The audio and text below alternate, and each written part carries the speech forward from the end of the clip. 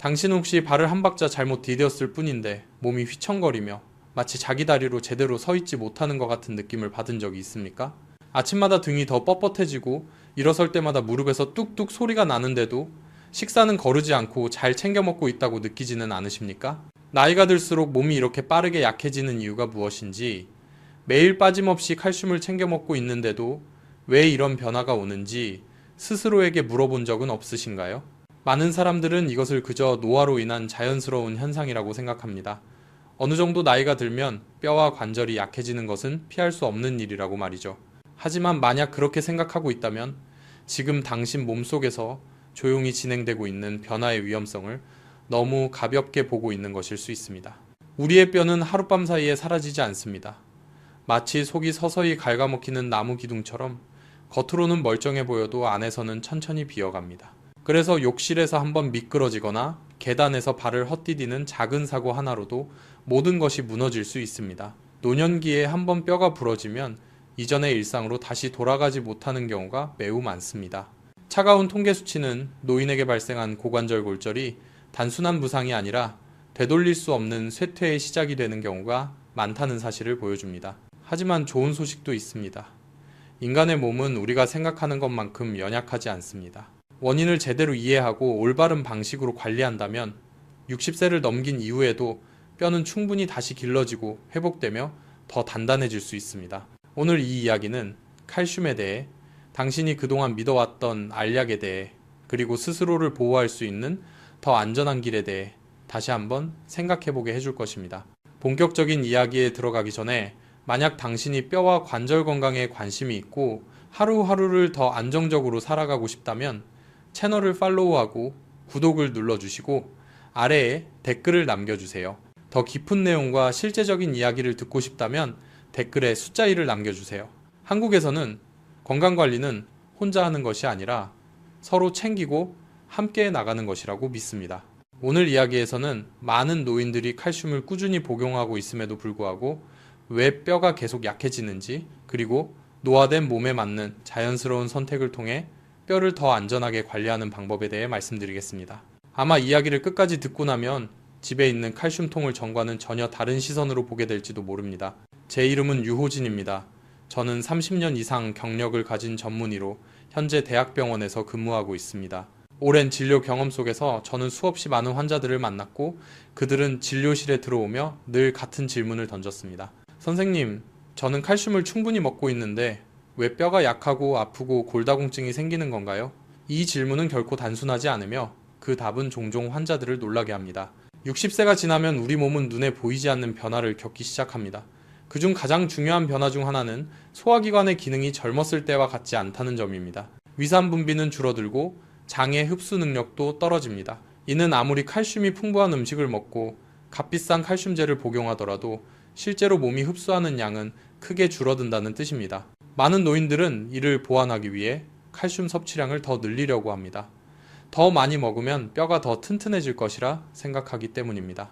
하지만 실제 임상 현장에서는 정반대의 상황을 적지 않게 보게 됩니다. 흡수되지 못한 칼슘은 저절로 사라지지 않습니다. 혈관에 쌓여 혈관벽을 딱딱하게 만들거나 신장에 축적되어 시간이 지나면서 결석을 형성할 수 있습니다. 뼈는 여전히 비어 있는데 몸은 새로운 위험을 떠안게 되는 것입니다. 뼈는 칼슘만으로 만들어지지 않습니다. 뼈에는 필요한 곳으로 미네랄을 정확히 운반해줄 안내 시스템이 필요합니다. 소화 기능이 약해지고 이를 돕는 비타민과 미량 영양소가 부족한 상태에서 칼슘만 보충하는 것은 일할 사람이 없는 공사 현장 앞에 건축 자재만 쌓아두는 것과 같습니다. 재료는 있어도 집은 결코 고쳐지지 않습니다. 제가 가장 안타깝게 느끼는 것은 질병 그 자체보다도 노인들이 마음속에 조용히 품고 있는 두려움입니다. 넘어질까봐 두렵고 혼자 외출하는 것이 무섭고 자녀들에게 짐이 될까봐 걱정합니다. 많은 분들이 뼈가 몸을 지탱해주지 못할 것 같다는 불안 때문에 스스로 삶의 범위를 점점 좁혀갑니다. 하지만 노년은 그렇게 늘 불안 속에서 살아야 할 시기가 아닙니다. 인간의 몸은 본래 스스로 회복할 수 있도록 설계되어 있습니다.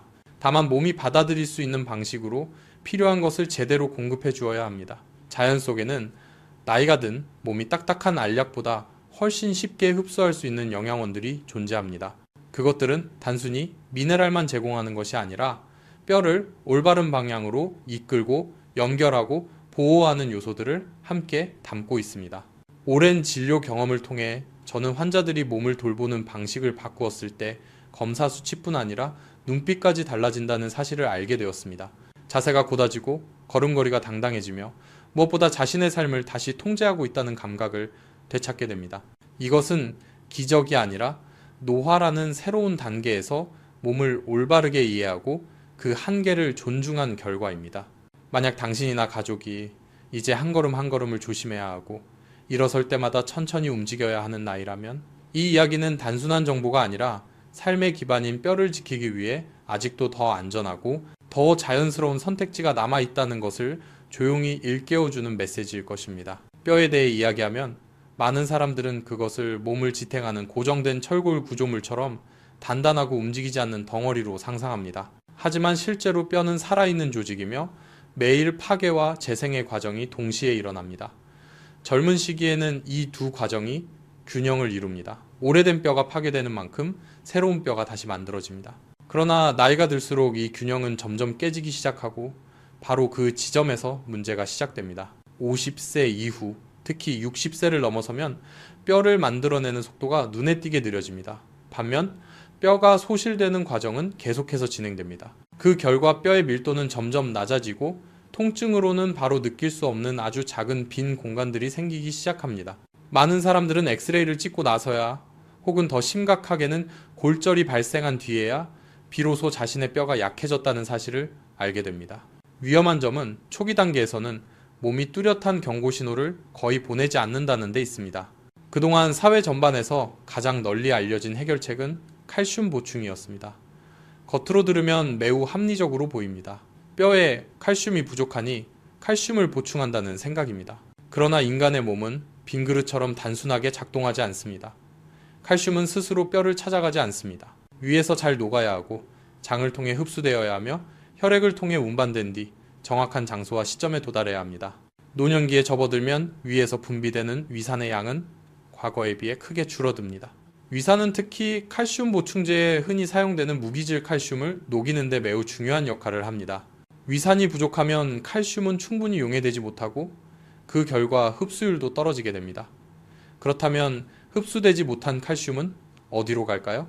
그것은 사라지지 않고 혈액 속을 떠돌다가 있어서는 안 될 곳에 침착되기 시작합니다. 진료실에서 저는 골다공증을 앓고 있으면서 동시에 혈관 석회화나 신장 결석을 가진 환자들을 적지 않게 만났습니다. 그들이 복용하고 있는 약 목록을 살펴보면 거의 언제나 고용양합성 칼슘제가 포함되어 있었습니다. 그들은 뼈를 보호하고 있다고 믿었지만 실제로는 심혈관과 신장에 또 다른 부담을 더하고 있었던 것입니다. 뼈는 노후된 건물과도 같습니다.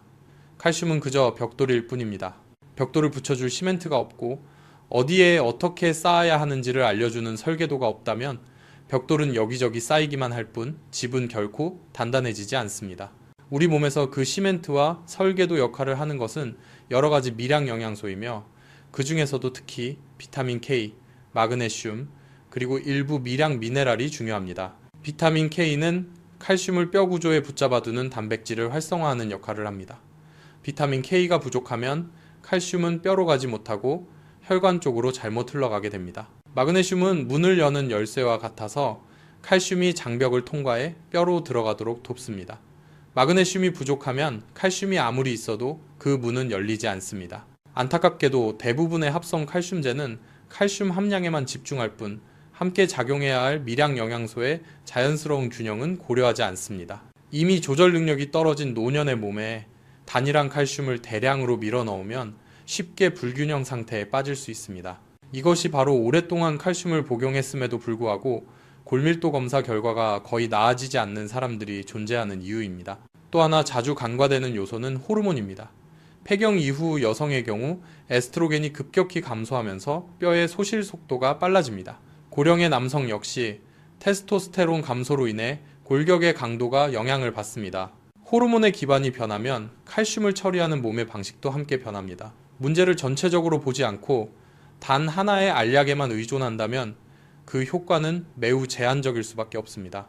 의학적 현장에서 저는 가장 좋은 변화를 보인 환자들이 반드시 약을 가장 많이 먹은 사람들이 아니라는 사실을 알게 되었습니다. 그들은 자신의 몸을 이해하고 생활 방식을 그에 맞게 조정한 사람들이었습니다. 식사는 더 단순해졌고 흡수가 쉬운 음식에 신경 쓰며 더 이상 모든 희망을 약 한 알에 걸지 않았습니다. 자연은 영양소를 매우 지혜로운 방식으로 배치해 두었습니다. 자연식품 속에서 칼슘은 거의 단독으로 존재하지 않습니다. 항상 비타민, 미네랄, 효소와 함께 존재하며 이는 몸이 그것을 올바르게 인식하고 사용할 수 있도록 돕습니다. 특히 일부 과일에는 유기 형태의 칼슘이 들어있어 노화된 소화기관에서도 훨씬 쉽게 흡수됩니다. 칼슘이 이러한 보조 요소들이 충분한 환경 속에서 몸에 들어오면 잘못된 곳에 침착될 위험은 크게 줄어듭니다.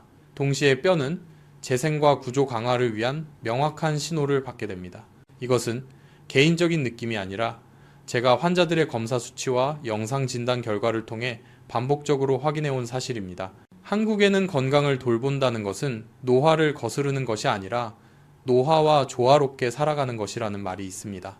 몸이 변하면 그것을 돌보는 방식 역시 함께 변해야 합니다. 점점 처리하기 어려워지는 것을 억지로 밀어넣기보다는 현재의 흡수 능력에 맞는 더 부드럽고 적합한 선택을 하는 것이 필요합니다. 뼈는 조급함을 원하지 않습니다. 뼈가 필요로 하는 것은 꾸준함과 균형, 그리고 올바른 방법입니다.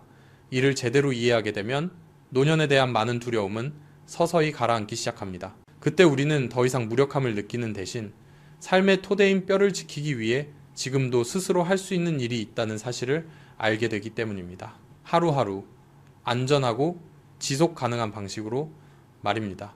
뼈에는 칼슘 한 알만으로는 부족하다는 사실을 이해하고 나면 많은 환자들이 제게 다음과 같은 질문을 던집니다. 그렇다면 도대체 나이가 든 몸은 어디에서 칼슘을 더 안전하고 효과적으로 흡수할 수 있느냐는 것입니다. 제 대답은 종종 그들을 놀라게 합니다. 그 답은 약국에 있는 것이 아니라 시장에서 늘 보던 익숙한 과일 가판대에 있기 때문입니다. 과일은 단순히 비타민의 공급원이 아닙니다. 자연 속에서 과일에 들어있는 칼슘은 유기 형태로 존재하며 인체가 쉽게 인식할 수 있는 생리활성 물질들과 이미 결합된 상태입니다.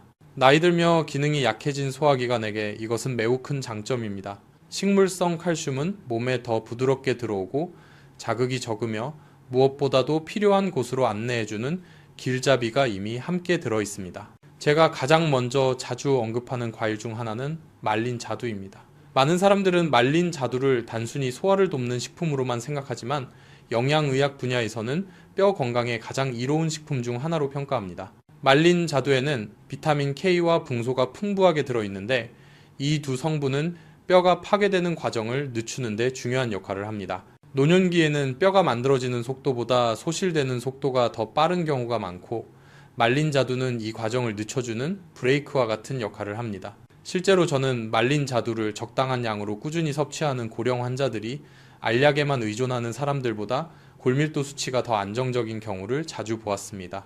다만 말린 자두는 과하게 섭취해서는 안 됩니다. 수분이 빠지면서 당분이 농축되어 있기 때문에 특히 소화기관이 예민한 노년기에는 하루에 몇 알 정도면 충분히 효과를 얻을 수 있습니다. 말린 자두와 함께 저는 키위를 뼈와 관절에 매우 좋은 과일로 평가합니다.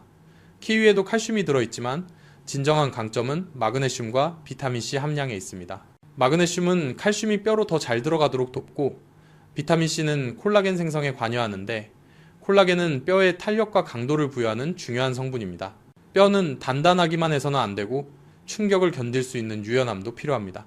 많은 환자들은 뼈에도 피부나 혈관처럼 콜라겐이 필요하다는 사실에 놀랍니다. 콜라겐이 감소하면 검사상 골밀도가 크게 낮지 않더라도 뼈는 쉽게 부서질 수 있습니다. 키위는 이러한 미량 영양소의 자연스러운 조합을 통해 뼈의 무기질화와 내부 지지 구조 강화라는 두 가지 측면을 동시에 돕습니다. 그 다음으로 제가 환자들에게 빼놓지 말라고 권하는 과일은 오렌지입니다. 잘 알려진 비타민C 외에도 오렌지에는 베타크립토잔틴이라는 뼈에 매우 가치 있는 성분이 들어있습니다. 이 성분은 뼈를 파괴하는 세포의 활동을 억제하고 뼈를 만드는 세포의 기능을 도와줍니다. 오렌지를 꾸준히 섭취하는 사람들에게서 골다공증 위험이 더 낮게 나타난다는 보고도 있습니다. 오렌지를 먹을 때 중요한 점은 속의 흰막을 완전히 제거하지 않는 것입니다. 이 부분에는 뼈로 가는 혈관을 보호하는 플라보노이드가 들어있습니다. 뼈는 살아있는 조직이기 때문에 재생을 위해서는 건강한 혈관 공급이 필수적입니다. 혈관이 손상되면 아무리 영양을 충분히 보충해도 뼈로 전달되는 과정에 문제가 생깁니다. 마지막으로 말씀드리고 싶은 과일은 무화과입니다. 무화과는 식물성 칼슘이 풍부한 과일 중 하나로 특히 우유를 잘 소화하지 못하는 분들에게 적합합니다. 칼슘뿐 아니라 무화과에는 호르몬 균형을 돕는 식물성 화합물도 들어있어 폐경 이후 여성에게 매우 중요한 역할을 합니다. 호르몬이 감소하면 뼈 소실이 빨라지는데 무화과는 이 과정을 완만하게 만드는데 도움을 줄 수 있습니다. 환자들을 장기간 관찰하면서 저는 한 가지 과일에만 집중하기보다 여러 종류의 과일을 조화롭게 섭취하는 사람들이 더 안정적이고 지속적인 결과를 얻는다는 사실을 알게 되었습니다. 각 과일은 서로 다른 방식으로 뼈를 돕고 이들이 함께 작용할 때 노년기의 생리에 맞는 종합적인 영양 기반이 만들어집니다. 하지만 못지않게 중요한 것은 먹는 방법입니다. 과일은 많이 먹을수록 좋은 것이 아닙니다. 이미 노화가 진행된 몸에는 적당함이 언제나 더 큰 장기적 이익을 가져옵니다. 적절한 시간에 과일을 먹고 충분히 씹으며 몸의 반응을 살피는 것만으로도 소화 부담을 줄이고 흡수율을 높일 수 있습니다. 식습관을 바꾸기 시작하면 많은 분들이 혹시 자신이 충분히 하고 있지 않은 것은 아닐까 걱정합니다. 하지만 뼈 건강에서는 강도보다 꾸준함이 훨씬 중요합니다. 하루아침에 모든 것을 바꿀 필요는 없습니다. 작은 변화라도 계속 이어가면 몸은 아주 자연스럽게 그에 응답합니다.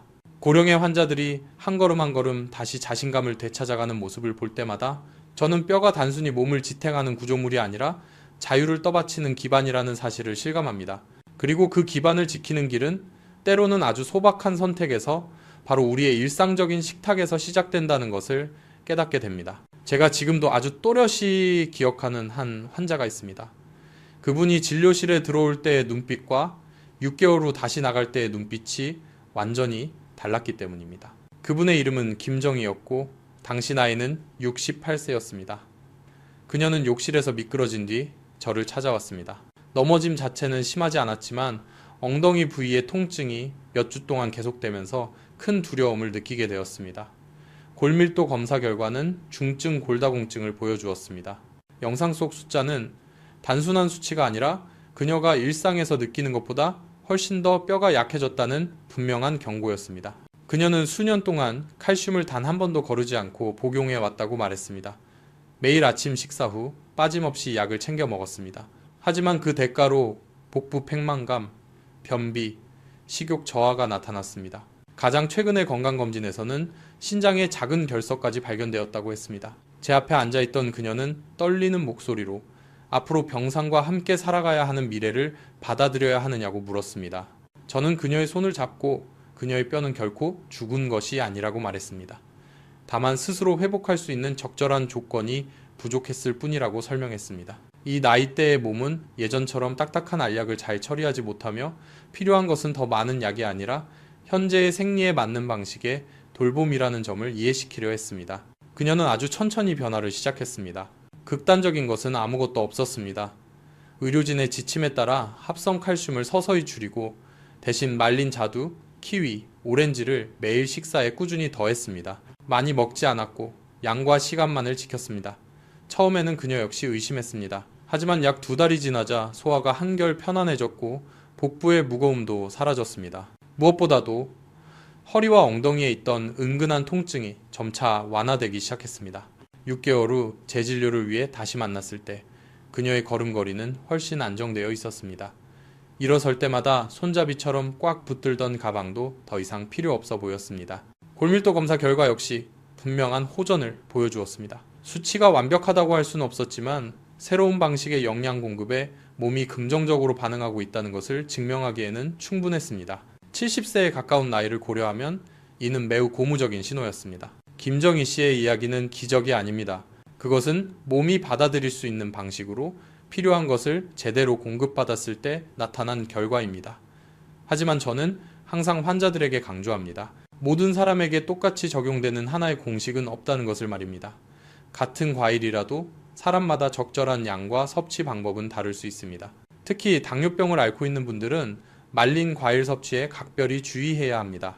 수분이 빠진 과일은 당분이 훨씬 농축되어 있기 때문에 조절 없이 섭취하면 혈당이 급격히 상승해 혈관 손상을 일으키고 합병증을 악화시킬 수 있습니다. 이런 경우에는 신선한 과일을 소량으로 식사 후에 섭취하고 몸의 반응을 관찰하는 것이 필수적입니다. 만성 신장질환이 있는 분들 역시 주의가 필요합니다.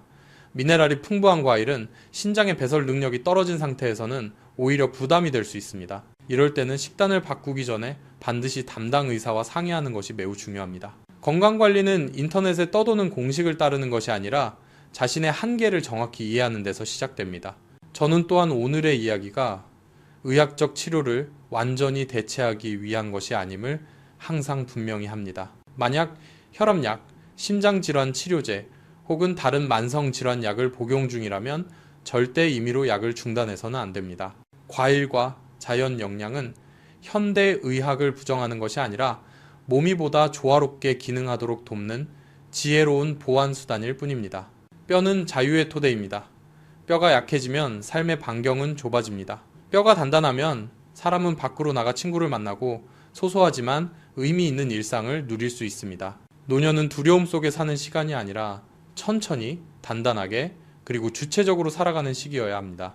오늘 이 이야기를 들으며 부모님이나 가족 혹은 몇 년 뒤에 자기 자신을 떠올렸다면 그것만으로도 이미 좋은 시작입니다. 변화는 반드시 크지 않아도 됩니다.